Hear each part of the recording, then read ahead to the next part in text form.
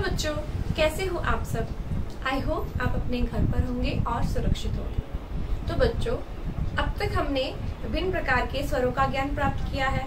अब हम सीखने वाले हैं अपना नया अध्याय नंबर 4। स्वर है री। री से शब्द बनते हैं। ऋषि, ऋषभ नाम होते हैं। ऋषि यानी ऋषि मुनि होते हैं। तो वो हम इसी वर्ण का प्रयोग करके नए शब्द बनाते हैं। उसके अलावा जब हम अलग व्यंजन में जैसे क, ख, ग इत्यादि में जब हम री की मात्रा का प्रयोग करते हैं तो इस प्रकार से उस वर्ण के पैर में इस मात्रा का प्रयोग करके शब्द बनते हैं। तो आइए सीखते हैं। तो बच्चों, सबसे पहले आप अपनी हिंदी की बुक निकालिए, पेज नंबर 40 निकालिए। पेंसिल और रबर, जो भी नोटबुक आपको लगता है वो निकाल के रखिए। तो आइए जानते हैं। निकालिए आपने बुक। Okay, very good. तो आइए हम देखते हैं, जैसे कि आप अपनी पुस्तिका में देख रहे हैं, प्रथम शब्द है कृषक। कृषक यानी कि होता है किसान। तो क प्लस ये हमारी मात्रा है री की, हम यहाँ पे लिखेंगे र। री की मात्रा प्लस श प्लस क, तो हमारा शब्द बन जाएगा इस प्रकार से। देखिए, इसमें मात्रा कहाँ पे लगेगी?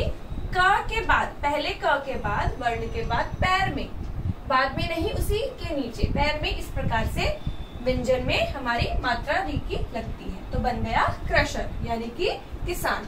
उसके बाद है मृदंग। मृदंग में अंग की मात्रा भी है जो हमने सीखी नहीं है, वो आपको मैं बाद में बताऊंगी। उसके बाद जो हमारा हमने मात्रा सीख चुके हैं, एक और शब्द है कृपाण। देखिए, क प्लस अगेन उसी प्रकार से मात्रा री की प्लस प की मात्रा प्लस आ की मात्रा प्लस ण, तो हमारा शब्द बनता है इस प्रकार से कृपाण।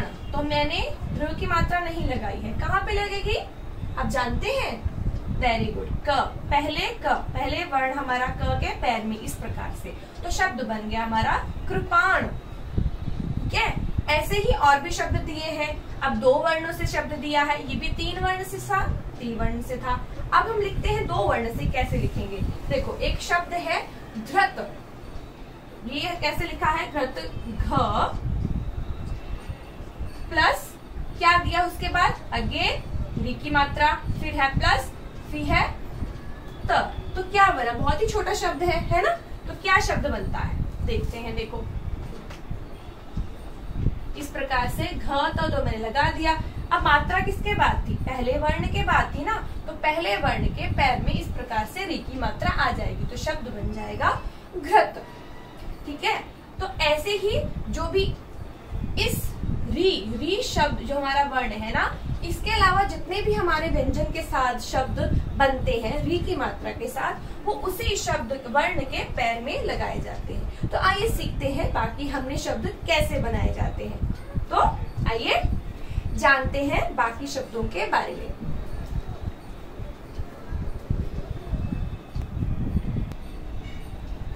तो आइए देखते हैं हमारी पुस्तक में और कौन कौन से शब्दों का निर्माण री स्वर से किया है। देखिए, आप देख रहे हैं, फर्स्ट 2 पिक्चर्स दी गई हैं, ग्रह और वृक्ष। इसमें भी री वर्ण से शब्द का निर्माण नहीं हुआ है। तो किससे निर्माण हुआ है? ग, जो कि व्यंजन है। यहाँ पे भी व, जो कि व्यंजन है। इसी प्रकार से ये जो हमारी मात्रा है री की बताती है, इस प्रकार से मात्रा होती है। तो ये हमने ग के पैर में लगा दिया, तो ग्रह यानी कि घर, होम बन गया। वृक्ष में व में लगाते हैं तो वृक्ष, इस प्रकार से हो गया। अभी हमने सीखा था कृषक कैसे बनाया। कैसे बना था? कृषक यानी कि आपको पता है किसान, है ना? किसान होते हैं, फार्मर। तो कृषक का निर्माण हमने शब्द का इस प्रकार से किया। क के बाद र प्लस श प्लस क, तो कृषक बन गया। ऐसे ही ये है मृदंग। मृदंग मतलब होता है, देखो आपको ढोलक पता है, तो सिमिलर उसी प्रकार से दिखने वाला इंस्ट्रूमेंट होता है ये, इसको मृदंग बोलते हैं। तो म के बाद प्लस र प्लस द प्लस अंग की मात्रा। ये मैंने क्यों नहीं बताया आपको? क्योंकि हमने अभी तक अंग की मात्रा जो कि बाद में आने वाली है वो नहीं सीखी है। ठीक है, तो वापस से बताती हूँ, म प्लस र प्लस द प्लस अंग की मात्रा प्लस ग, तो मृदंग हो गया इस प्रकार से। इसके बाद हमने बताया था क प्लस र, जो री की मात्रा है ना, क प्लस री की मात्रा प्लस प प्लस आ प्लस न, तो कृपाण हो गया है ना। तो कृपाण क्या होता है, देखिए ये होती है कृपाण, छोटी सी कटार होती है, इसको कृपाण बोलते हैं। इसके बाद आता है घ, घृत। तो हमने किस प्रकार से लिखा, ठीक है, यहाँ पे मात्रा साथ में दी है जो कि रॉन्ग है, मात्रा इस प्रकार से नहीं, अलग दी गई है। तो घ प्लस र की मात्रा प्लस त, तो हमारा शब्द बन गया घृत। घृत मतलब देखो क्या बना है, घी, घी को बोलते हैं घृत। अभी इसके बाद देखिए और भी शब्द हैं हमारे, है ना, आपको भी ये शब्द क्या करने हैं, हर बार की तरह इन शब्दों को पढ़ना है और इनको अपनी हिंदी की नोटबुक में लिखकर प्रैक्टिस करनी है। जैसे कि मैं पहले बोलती हूँ, आपको जितने भी हार्ड वर्ड्स दिए जाते हैं इस कॉलम में, पहले तो पढ़ना होता है 2 से 3 बार, फिर उसको अपनी नोटबुक में लिखना होता है। तो आइए पढ़ते हैं। कृषि मतलब होता है खेती, तो कृषक क्या करते हैं, कृषि करते हैं यानी खेती करते हैं, फार्मर फार्मिंग करते हैं, तो इसको हम कृषि यानी फार्मिंग बोलते हैं। मात्र, देखो यहाँ पे त्र, त के आखिरी वर्ण के बाद है, तो हमने मात्रा त के बाद लगा दी है ना, तो क्या बन गया ये शब्द हमारा बन गया मात्र। इसके बाद है तृण, यहाँ पे पहले के बाद में है तृण, तृण मतलब होता है छोटा सा तिनका। मृदु मतलब होता है मीठा। कृपा मतलब दया। मृग मतलब होता है हिरण। घृणा मतलब नफरत। दृढ़, दृढ़ मतलब होता है मजबूत। अमृत, जैसे आपने सुना होगा अमृत विष, है ना, उसी प्रकार से अमृत। कृपालु मतलब दयावान। पृथक अलग अलग करना, जिसको हम बोलते हैं हृदय। देखो यहाँ पे डिफरेंट है, ह में जब मात्रा लगती है तो उसके नीचे पैर में नहीं होती, बिकॉज ह में मात्रा उस प्रकार से दी ही नहीं जाती है ना। ह कैसे लिखा जाता है, इस प्रकार से लिखा जाता है, तो उसका पैर कहाँ आता है, तो इसलिए उसको सेंटर में इस प्रकार से मात्रा को उसी प्रकार से लिखना है, पर ह के सेंटर में ये ऐसे आधा यू बना देना होता है, तो इसको ह के बीच में लिखते हैं, पैर में नहीं लिखते, ठीक है। तो हृदय। आकृति, कृपण, दृढ़ता। वापिस एक बार पढ़ते हैं, रू नहीं बोलना होता है, री बोलना होता है, ठीक है, ध्यान रखिएगा। कृषि, कृषि नहीं होता, कृषि होता है। कृषि, मात्र, तृण, मृदु, कृपा, मृग, घृणा, दृढ़, अमृत, कृपालु, पृथक, हृदय।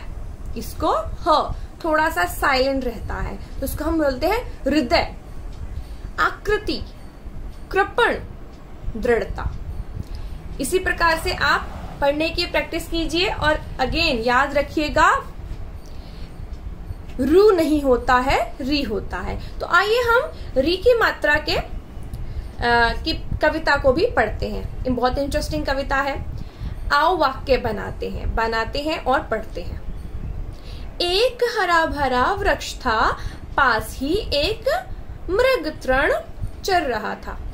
देखो आप देख रहे हैं ना पिक्चर में, तो री की मात्रा से वाक्यों का निर्माण किया है, यानी सेंटेंसेस बनाए हैं। एक हरा भरा वृक्ष था, तो वृक्ष में री की मात्रा आई। पास ही एक मृग में मात्रा आई, तृण चर रहा था। मृग मतलब हिरन, तृण मतलब होता है तिनके, तो घास के तिनके चर रहा था। वृक्ष, इधर वृक्ष भी दिया गया है ना। तो नेक्स्ट सेंटेंस देखते हैं।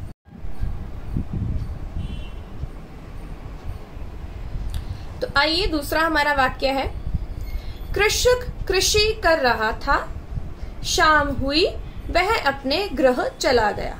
देखो कृषक दिख रहा है ना, फार्मर क्या कर रहा है, कृषि। अभी आपको बताया था कृषक होता है फार्मर, कृषि यानी खेती, तो वो खेती बाड़ी कर रहा है, हल जोत रहा है ना। तो कृषक कृषि कर रहा था, दोनों में री की मात्रा है। शाम हुई वह अपने गृह मतलब घर चला गया। देखो इसी प्रकार से यहाँ पे वाक्यों में री की मात्रा का प्रयोग किया है।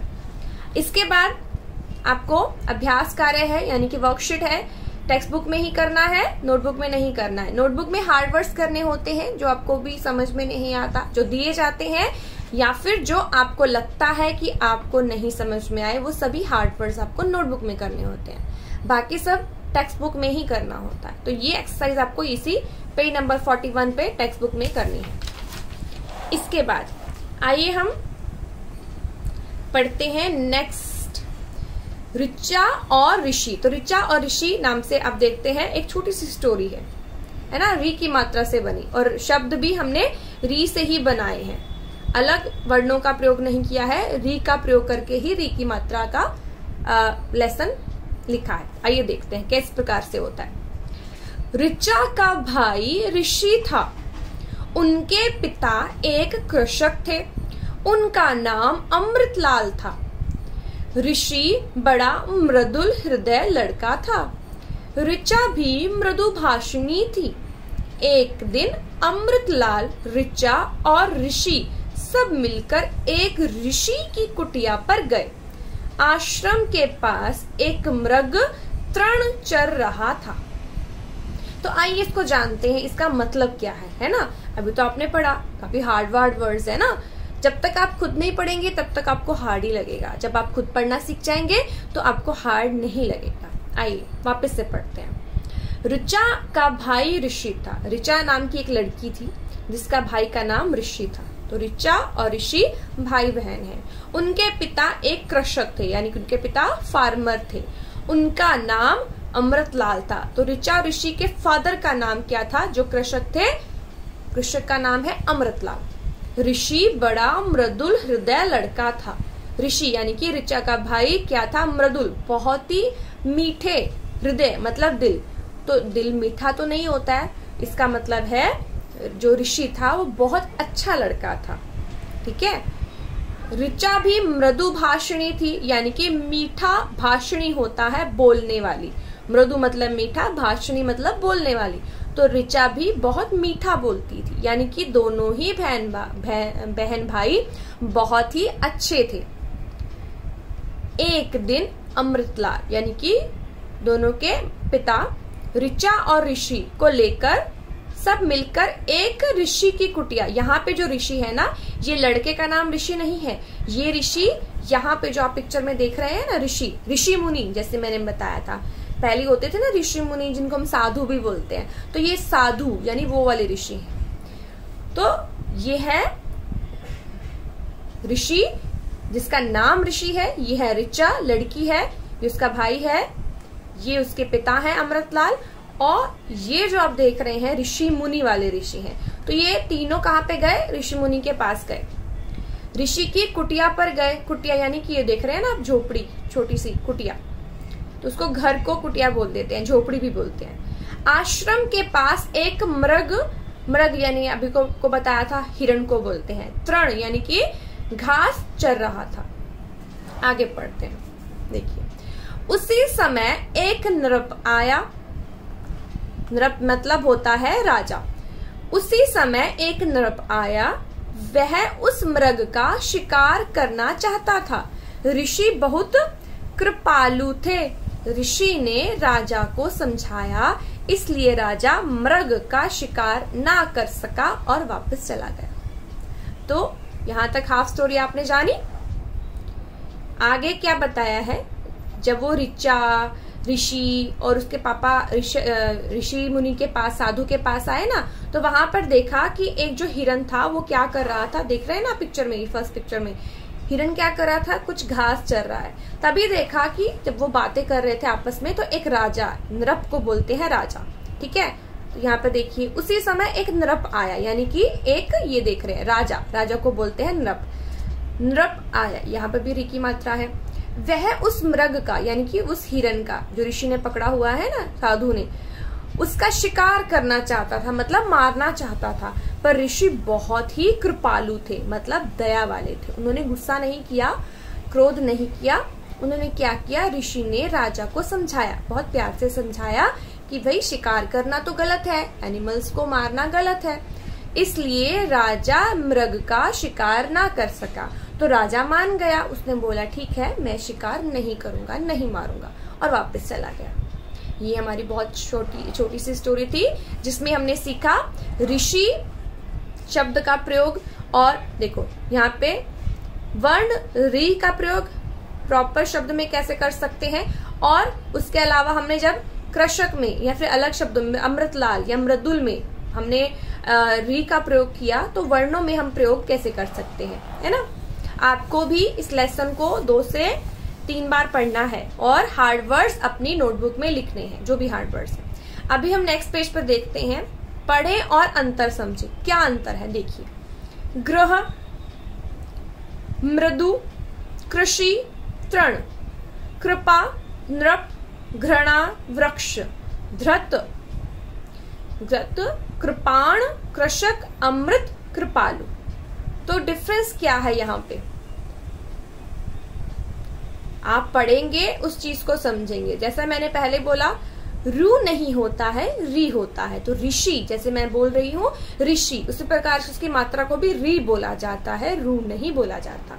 तो वापस से पढ़ते हैं, ग्रह, मृदु, कृषि, तृण, कृपा, नृप, घृणा, वृक्ष, घृत, कृपाण, कृषक, अमृत, कृपालु। इसके मतलब समझ लेते हैं। ग्रह मतलब घर, मृदु मतलब मीठा, कृषि मतलब फार्मिंग, तृण मतलब तिनका, कृपा मतलब दया करना, नृप मतलब राजा, घृणा मतलब गुस्सा यानी क्रोध करना, वृक्ष मतलब पेड़, धृत मतलब घी, कृपाण मतलब जैसे आपको बताया था, पीछे पिक्चर थी ना, छोटा सा कटार यानी चाकू, कृषक मतलब फार्मर, अमृत मतलब अमृत, और जैसे विष होता है ना तो उसका ऑपोजिट क्या होता है, अमृत यानी कि पेय पदार्थ। बहुत देवों का पेय पदार्थ होता था, अमृत बोलते, अमृत और विष, इस प्रकार से अमृत। कृपालु मतलब दया करने वाला। अभी यहाँ पे देखिए, तो बच्चों ये हमारा दूसरा प्रश्न है, री।